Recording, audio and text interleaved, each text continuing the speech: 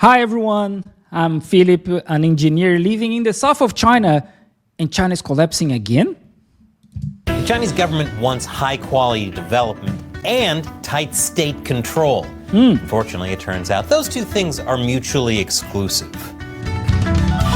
Welcome to China Uncensored. I'm Chris Chappell, and a quick update on Operation Honeypot. And I'm betting a fair number of you have no idea what I'm talking about because the episode where I explained it was probably shadow banned by YouTube. So this guy is always complaining about censorship on YouTube, even though he has 2 million subscribers. I'll link it below. The short of it is myself and several other prominent anti-CCP YouTubers noticed our views getting cut in half right around the November US election, and they haven't gone back up. My YouTube rep told me it was my fault that we weren't getting enough engagement. So I challenged you to leave a comment below each new video using the honeypot. I challenge you to leave a comment on my video, because this guy is always complaining about censorship, but his views are the same, nothing changed. And we are seeing those companies like Google, Meta, partnership with the United States government, so it doesn't really make any sense what he's saying. As always. And in just a short amount of time, we got over 40,000 comments with the honeypot emoji. Our engagement skyrocketed. Yeah, comments and likes are way up. And sure. Just check the views of his last videos. He's just lying. the views continue to fall. So it seems like it's not engagement that's the problem. The problem could be that, as this peer-reviewed research article from Rutgers University discovered, YouTube has been promoting pro-CCP voices instead. Wait. Who knows? He doesn't see. He shows a random page of a paper, supposedly is a paper, and he doesn't show anything on the paper that's proving that CCP is promoting content, YouTube is promoting CCP content. He doesn't. He just puts some Rutgers whatever, and that's it. We should believe it, like, trust me, bro, that's how it works. Who knows why? Maybe there's a secret Chinese agent in YouTube. Ooh, yes. Kind of like how the FBI warned Twitter there was one in their company. Twitter was warned by FBI that it employed a Chinese agent. One. How many employees Twitter has? Even, let's suppose this is truth, but how many? And the New York Post, really? Like 2022, really? Or maybe it's because of that AI research center Google opened in China. 2018, is this still open? But in any event, I want you to continue to join me in Operation Honeypot by leaving a comment below with the honeypot emoji. I'll leave the emoji in the pinned comment so it's easy for you to copy and paste. The more comments we get, the better chance we have at exposing what YouTube is doing. YouTube. And now, on with today's episode. Let's go. So, in many ways, Chinese leader Xi Jinping is a man of contradictions. He's condemned the formation of cliques inside the Chinese Communist. What is this image? Like random people they're looking for something. It's like a club. They're looking for something for their phones, like the lanterns of their phones. His party, while simultaneously stacking his inner circle with people whose primary skill set is loyalty to him. He's spoken highly of forging ties between Chinese people and foreigners, but at the same time, under Xi, Chinese officials have been restricted from traveling abroad and have had their foreign connections scrutinized. Every party member that works for the government have some kind of limitations to travel abroad. It happens since forever. It's not created by Xi Jinping, okay? China actually is being like this for centuries. It was not even created by the Communist Party of China. She has also spearheaded initiatives to tackle obesity in China and she's making rice. Look. Get Chinese people to eat healthier. But according to one So Xi Jinping wants people to eat healthier. That's nice. fast food loving American guy that she had dinner with a few years back, the Chinese leader doesn't shy away from indulging his own sweet tooth. I was sitting at the table. We had finished dinner. We're now having dessert. And we had the most beautiful piece of chocolate cake that you've ever seen. And President Xi was enjoying it. Right, of course. Xi Jinping, look, Xi Jinping is trying to make people eat healthier, Chinese people eat in a healthier way. Oh, but he ate a piece of chocolate. That's not possible. Bad Xi Jinping. And Trump would never lie, right? Because if you're an authoritarian, you can have your cake and eat it too. Oh, it's so authoritarian because I can eat chocolate. You guys cannot. You should eat your vegetables. Fun fact, as they were enjoying that beautiful chocolate cake, Trump told Xi that the U.S. had just bombed Syria with 59 missiles, which, knowing Trump, is probably only the 92nd thing he bragged about during that dinner. But one of the biggest contradictions surrounding Xi and his government these days This video is old. The guy on the left of Xi is already dead. is their desire to promote robust economic growth while enacting tighter central control. You see, Xi wants China to become a highly developed and Look at the image of Chinese cities, okay? Because normally we see a lot of people saying, oh, Chinese cities, they look bad, they look old. This is a real Chinese city. This image here. I honestly don't remember which city it is, but it's a real Chinese city. rejuvenated nation. It's part of his grand vision for China, his Chinese dream. But Xi's government has also lashed out at any inkling of dissent in the country. And So this image he showed there of people being pushed inside a van is because they start to fight with the police. Okay? Don't do that. You shouldn't do that anywhere in the world. In China, in the United States, in Brazil. Don't fight the police. and centralize control around the Chinese leader and his buddies. The problem is, the two things don't really work very well together. Plenty of countries under authoritarian systems have reportedly experienced breakneck growth, with Russia and Vietnam being recent examples. Vietnam is growing like 6% every year. What are you talking about? But the thing is that their growth, driven by fossil fuel exports in Russia's case and low-cost manufacturing in Vietnam's case, is not the kind of growth that Xi wants. Instead, he wants Chinese development to become a modernized miracle led by so-called new quality productive forces. This word miracle is only used when people don't really know how to explain something. So they create always Japanese miracle, Chinese miracle, but actually is a politics. They have policies towards automation in factories. I'm an engineer working in a factory. I'm a director of industrial engineering in a huge factory here in China, and the government has policies for automation. And there's some incentives also to install more robots and so on. These include electric vehicles, lithium-ion batteries, and photovoltaic products like solar panels.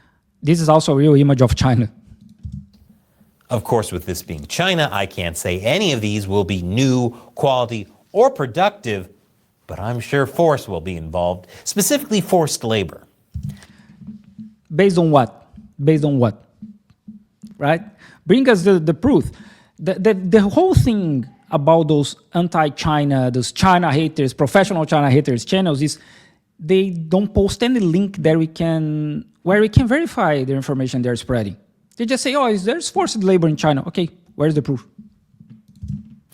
At the same time, the Chinese government also wants China to develop a dominant position in other advanced fields like AI development, semiconductor manufacturing, and global finance. Xi knows that lasting success for China means a China that is a leader in the fields of the future. It could perhaps even leave the U.S. trailing in its wake, but that kind of success requires innovation. As a result, the Chinese government has deepened reform for high-caliber talent cultivation within important industries and has gone all in on a huge investment in new industries. Actually, this is from 7 months ago, but so it's not really news, right? But it's around this point that the nurturing of high development collides with the fixation on tight control. Under the CCP, it's always been the case that the central government issues directives and mandates, while local governments and state-owned enterprises obey. It used to be that officials out in the provinces were given room to experiment with market dynamics and different structures to achieve the leadership's objectives. But with Xi, things have changed compared to how things were done under his predecessors.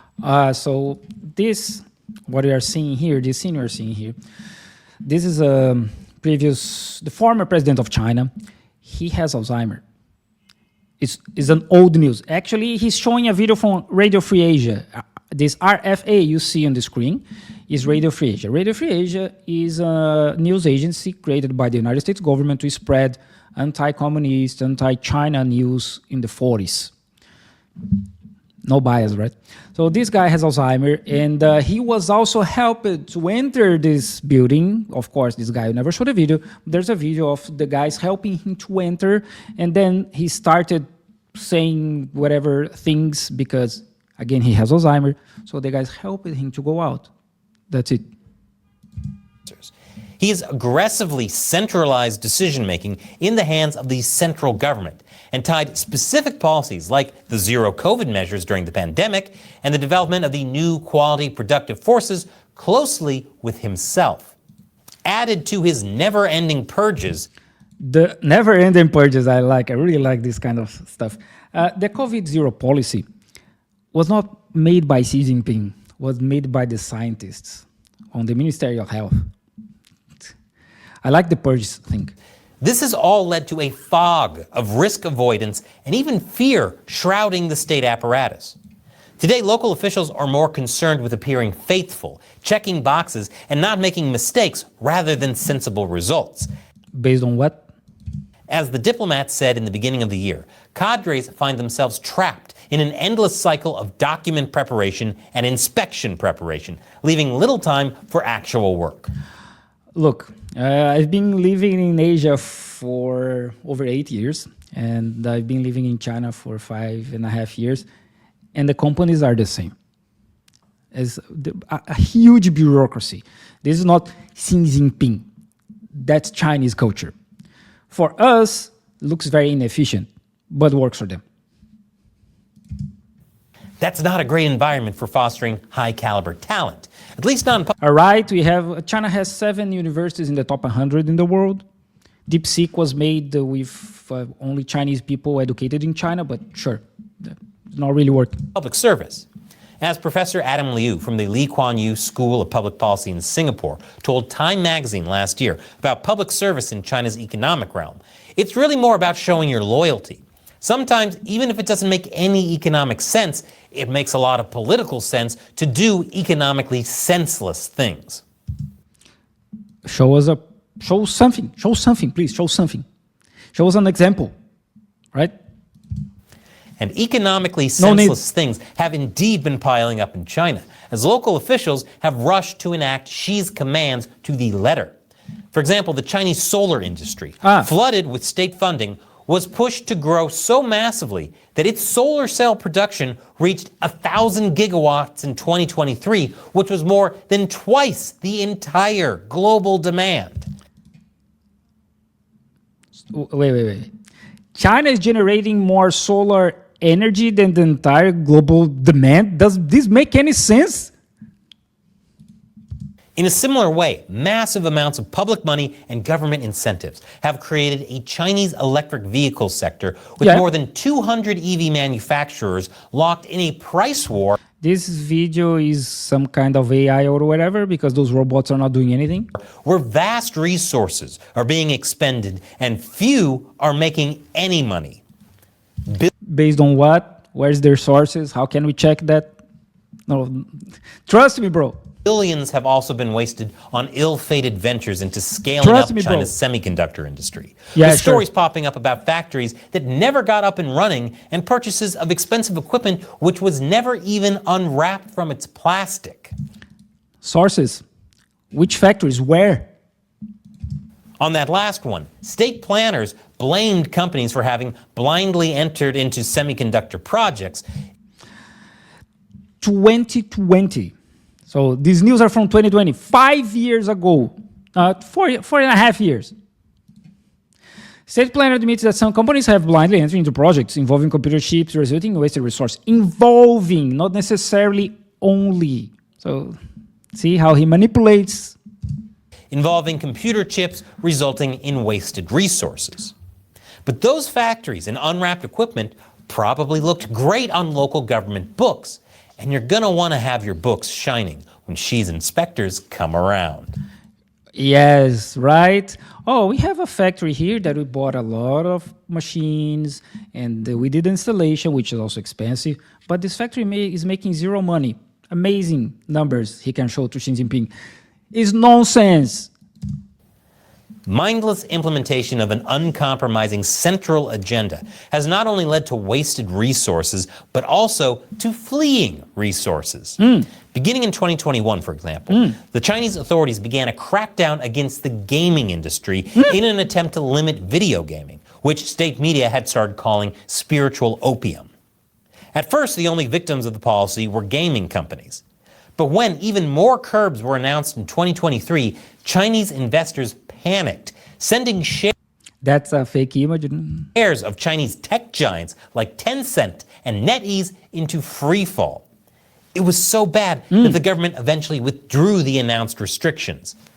Lesson learned, don't mess with gamers. That's not true, because there is still limitations regarding how many hours young people can play video games, especially kids, because they're spending too much time on their phones playing. There is still limitations. Subscribe to my new channel, Gamers Unbeaten. Yes, this is real. Go subscribe, please. Besides making sustainable development difficult domestically, the CCP has also made it difficult to position China better internationally. With the so-called Great Firewall, the Chinese authorities have basically severed the Chinese internet from the rest of the world. I'm literally on YouTube in China. There is VPN on Apple Store. It's not illegal to use VPN in China. Anyone can use it. Combined with new legislation and an increase in online censorship, the Chinese online economy is increasingly separate from the rest of the internet and not equal. To restrict the flow of information even further, the authorities have been cutting off foreign access to Chinese academic databases in recent years, limiting the exchange of data between Chinese and international institutions. Show us the proof. Where's the link? How can we confirm this information? Trust me, bro. The Chinese authorities are also restricting the flow of financial assets. Unlike the US dollar, the renminbi, the Chinese currency, has its exchange rate tightly controlled by Chinese regulators.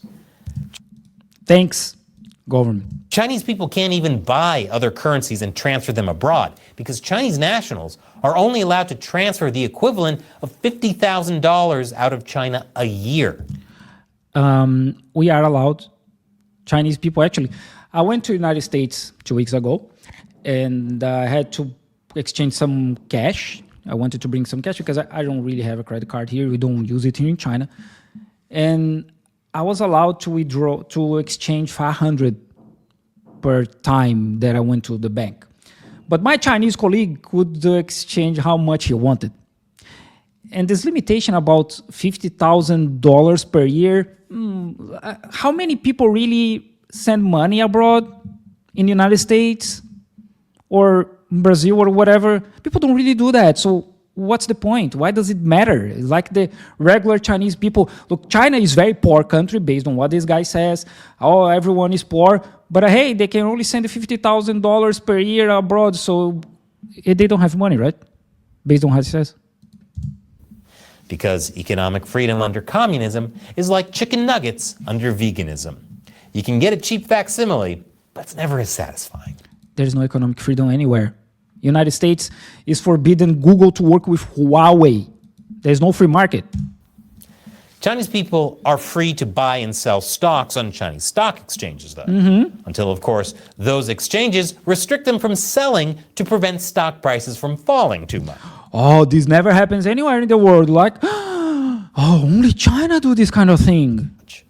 Such restrictions on finance and capital prevent Chinese cities Such like a joke. Shenzhen and Shanghai from developing into global financial centers, even though Prevent, as if Shenzhen and Shanghai are not already global financial. This guy is such a joke. that is one of Xi's aspirations. So there's a big difference between what the central government says it wants for China and what tight controls are allowing. And Chinese economists have said so, only to be swiftly silenced. Who? How? When? Who is the guy who was censored? Because this is just a random image of someone else. So strict control proving debilitating to development.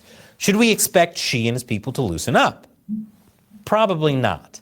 There have been many opportunities throughout the years for the communist leadership to take China in a more liberal direction. Liberal direction. Why So the whole thing is why China should move in this direction. If the direction they have today is working for Chinese people, for China, so why should they change? Why they should follow, I don't know, United States path? If it works for the United States, and it doesn't, it's okay, but why China has to follow the same path? But they have chosen to stay firmly Yes. in the authoritarian lane. From there, they watched with horror as the regime of their communist authoritarian cousins, the Soviets, collapse in 1991 after a There's literally a multi-billionaire called Elon Musk controlling the United States government right now, and they're saying China is authoritarian. failed communist hardliner coup. China expert David Shambaugh told the Washington Post in 2013 that the CCP wakes up in the morning and goes to sleep at night thinking about yes. the collapse of the Soviet Union. Yes, for it sure. hangs over every major decision.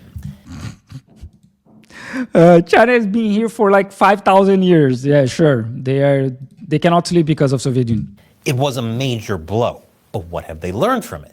Of course In they the did. year of Xi's ascension as paramount leader in 2012, he asked party officials in a leaked speech why the Soviet Union disintegrated before answering himself that an important reason was their ideals and Yes. convictions wavered. In the end, nobody was a Yes. real man. Nobody came out to resist. So China will not that allow here, right? That was his takeaway, his big epiphany. It wasn't communism that was slowly destroying the nation for decades that caused the collapse. It's that the communists weren't manly enough to fight back and say, we're willing to fail harder for as long as it takes. Yeah, the guy who wrote 4 books about how to manage a country probably only resumed all the Soviet Union collapse in one sentence, short sentence like that. Yeah, that probably happened. Well, Xi's convictions certainly haven't wavered. He's not afraid to fail over and over, Yes. giving me content for this channel for years to come. You're just faking news, man. You're just a China hater, paid by, I don't know, USAID maybe. I don't know. I don't know, but just send us the link. My suggestion, my honest suggestion is, every information that you are posting here, you should have the link so we could check it. Anyone could check it. Your audience, your 2 million subscribers, if they're not fake, they could check it. But the thing is, you don't do it. So you're just a hater, lying and manipulating information to make this narrative works. Soon after he was appointed top dog, he promised to crack down on corruption and tighten Yep. party discipline, a That's what he did. mission that continues to this day. Yep. And as a bonus, it's turned him into the most powerful Chinese leader since Mao Zedong. Yes. Today, No. Since Deng Xiaoping. Let's be honest here. Since Deng Xiaoping. the centralization of power in his hands is more absolute than ever. Unfortunately for Xi, That's not true. the same convictions that have brought him to the zenith of power are also the ones pulling his Chinese dream out of reach. But maybe knowing that he, so far, has averted a Chinese nightmare similar to this one. So yeah, as I said, this guy is just a hater. He's not living in China. He's not academics regarding China. He doesn't quote any source of information. He's just a hater, lying and manipulating information and just fake news. But hey, thank you for the content. Keep doing. So I'll keep having content here on my channel as well.